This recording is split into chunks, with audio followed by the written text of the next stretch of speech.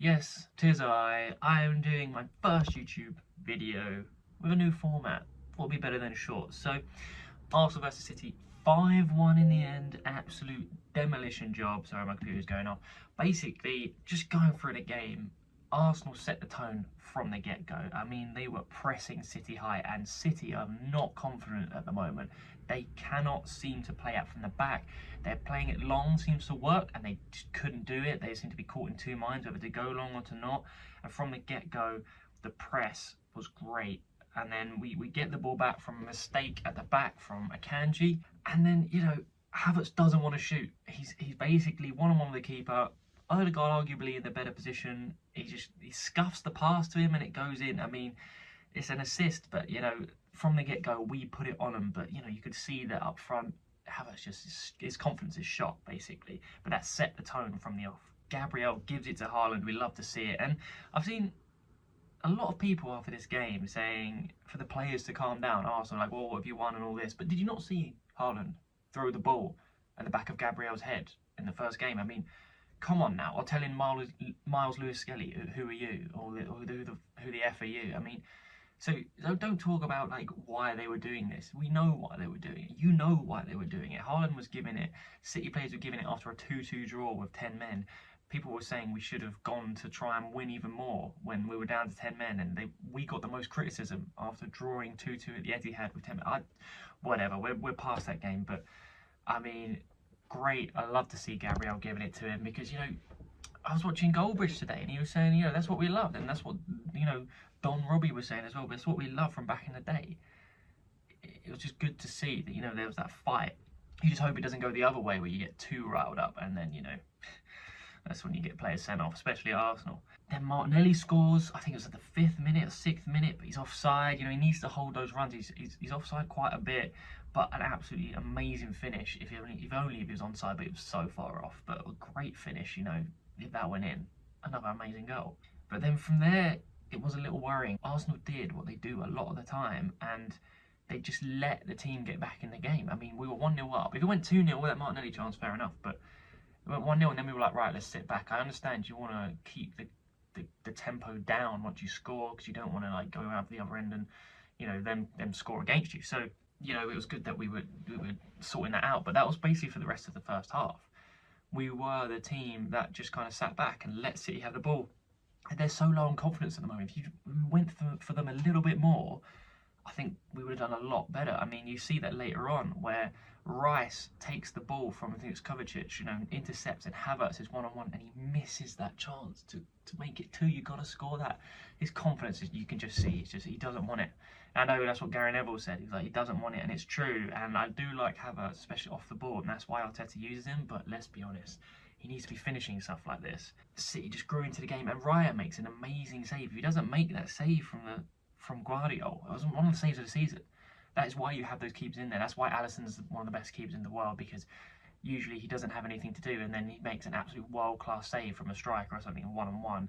Those are the reasons you have them. They save you those points of the season. I still think we would have won, but it's just a little worrying why we went straight back into defensive mode for a good chunk of that first half, and probably the last half an hour. We still pressed, but we just let them get back in the game. But like I said, the Declan Rice Havertz chance, he just needs to put that one away. But these things happen with us. That's why we do need. I am coming around to we need a more clinical striker. Let's be honest, but I do like him off the ball. It's just if he could finish, he'd be amazing. He just can't finish. So then there were rough challenges going in. It was a great game to watch, to be honest. But Bernardo Silva, the little git, didn't get a yellow card this game somehow. How the hell did he not get a yellow card? He was putting in challenges, little niggly ones. We were going through, and he was just like parging people off the ball. And the ref just seemed to let a lot go. Fine, you can let it go, of course. You're going to do it for City or whatever. Or at least it wasn't Michael Oliver. He probably would have sent off one of our players. Another great save by Raya. That's why it was just a little bit concerning because City are there for the taking. They're not who they were. You just go for them, and it seems to they just crumble. And then I did my halftime video, of course, saying Haaland was doing nothing. And he was getting no change, stay humble, that sort of stuff. And then of course he scores one chance, one goal, did nothing the first half. But he doesn't need anything else. He is there to put the ball in the net. Of course, he doesn't link up. Like, he's basically the opposite of Havertz a lot of the time. He doesn't do the rest of the work, but when he gets that chance, he usually scores, let's be honest. So it was just one of those, but he didn't give it to Gabriel. I think he knew. He was City is still crumbling a little bit, so he was like, I'm not gonna go up to Gabriel and give it back, because then you're gonna get it again. It was coming true, you know. We came straight back, Partey intercepting a pass from Foden, poor pass. I mean, I don't know, where's the criticism for Foden this season? He's been absolutely missing.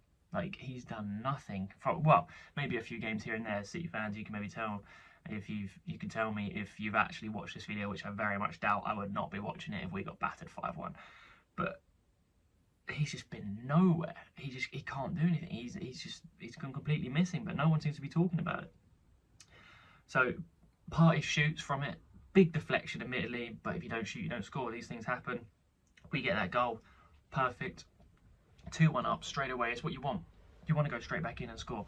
And then Miles Lewis-Skelly, to put the icing on the cake, to show Haaland it was a terrible day for him, even though he got a goal, gives it to Haaland after scoring. The confidence of this kid is unreal at 18. He scores a great goal and then does the Haaland celebration. I mean, if Haaland didn't know who he was back then, he knows who he is now. That's basically the gist of it. And Silva kicked out like a child, no card, of course, you know. I don't want to keep going on about it, but, you know, City seem to be the master of this sort of thing, of just doing these little fouls and stuff and just not getting booked for it. It's kind of it does get a bit frustrating, but, you know, fine, we'll let him get away with it. Then Havertz scores, can you believe it, on the break? And it was a great finish, but funny enough, he went on a weird run on the outside because he probably didn't want to score. Or he didn't want to try and shoot. Martinelli also then gives him the ball because he doesn't want to shoot either. It was just quite funny that, like, no, you have it. But great finish in the end. And I think Neville was saying, like, because he didn't have time to think about it. They were like, he just shoots. You know, he just bends it far corner. It's a great finish. Just do that in the first game. In the first half. That's all you needed to do. And then the icing on the cake. Wanyeri, this kid is going places. Funnily enough, if he's there every week, you'd be like, where's Saka? I mean, obviously Saka's going to start over him, but Arteta's going to have to find a way to get this kid into the team when Saka's fit, because the guy is basically Saka 2.0. He doesn't have the speed, but his close control and his confidence is so high, and he's bending in that far corner. He's got a really good shot. You know, I wouldn't say it's on the same with Saka yet, because I haven't seen it consistently, but he can hit them as well as Saka. He's got the power, he's got the placement. He just keeps doing that finish. Like the Robin finish, he's not as quick as that, and he's not as honed as Robin was. Obviously, like, Robin did it his whole career, but he's getting there. Like, he could get there. He's 17 to 18. Like, that's ridiculous to have that confidence, to have that ability at that age. Like, he's gonna have to play. And he will start. He will start the game against Newcastle, I think.